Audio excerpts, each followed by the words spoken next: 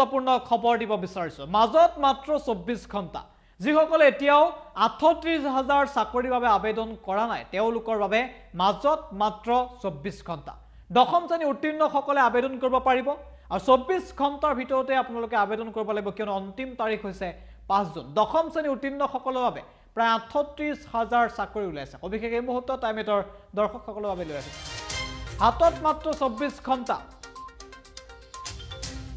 দশম শ্ৰেণীৰ উত্তীৰ্ণসকলৰ বাবে আহিছে সোণালী সুযোগ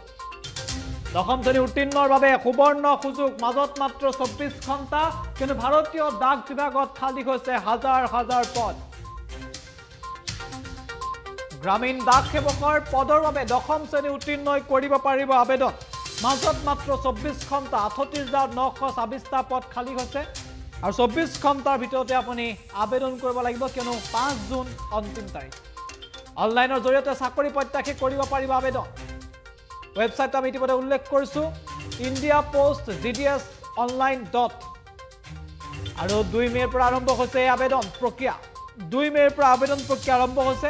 অন্তিম তাৰিখ হৈছে 5 জুন অৰ্থাৎ মাজত মাত্ৰ 24 ঘণ্টা 18 পৰা 40 বছৰ বয়সৰ যুৱক যুৱতীয়ে আবেদন কৰিব পাৰিব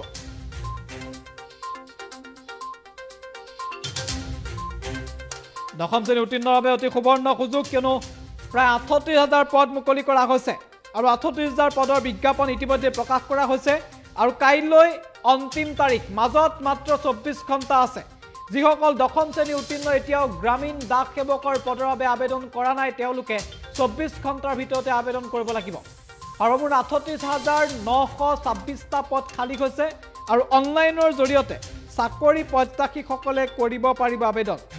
India post GDS online.gov.in website আপোনালোকে আমি উল্লেখ কৰিছো এই ৱেবছাইটৰ জৰিয়তে আপোনালোকে আবেদন কৰিব পাৰিব আৰু এই আবেদন প্ৰক্ৰিয়া 2 মেৰ পৰা আৰম্ভ হৈছে আৰু অন্তিম তাৰিখ 5 জুন অৰ্থাৎ কাইলৈ 5 জুন আৰু কাইলৈৰ ভিতৰতে আপোনালোকে কৰিব পাৰিব আবেদন আৰু যিসকলৰ বয়স 18 বছৰ হৈছে তেওঁলোকে আবেদন কৰিব পাৰিব আৰু যিসকলৰ বয়স 40 বছৰ হোৱা নাই অৰ্থাৎ 18 পৰা 40 বছৰ বয়সৰ প্ৰতিজন লোকেই এই GDSৰ বাবে আবেদন কৰিব পাৰিব গ্ৰামীণ ডাক সেৱকৰ বাবে আপোনালোকে আবেদন কৰিব পাৰিব আৰু তাৰ বাবে যোগ্যতা হ'ব লাগিব দশম শ্ৰেণী উত্তীৰ্ণ অৰ্থাৎ মেট্ৰিক যিসকলে পাছ কৰিছে যিসকলে মেট্ৰিক পাছ কৰিছে তেওঁলোকে আবেদন কৰিব পাৰিব আৰু ৩৮,৯২৬টা পদৰ বাবে আৰু বিজ্ঞাপন প্ৰকাশ কৰা হৈছে আৰু এই ৩৮,৯২৬টা পদৰ বাবে যিসকলে আবেদন এতিয়াও কৰা নাই তেওঁলোকে 24 ঘণ্টাৰ ভিতৰতে আবেদন কৰিব পাৰিব এই ৱেবছাইটৰ জৰিয়তে